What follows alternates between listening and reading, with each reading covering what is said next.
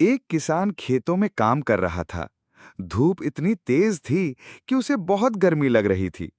पास ही एक कबूतर उसकी तकलीफ देख रहा था। वो उड़कर आया और अपनी चोंच से जमीन में कुछ दाने गिरा दिए। धीरे धीरे वहां एक बर्फ का पौधा उग गया। ठंडी ठंडी हवा चली और किसान को सुकून मिल गया। किसान मुस्कुराकर बोला, सच्चे दोस्त वही होते हैं जो मुश्किल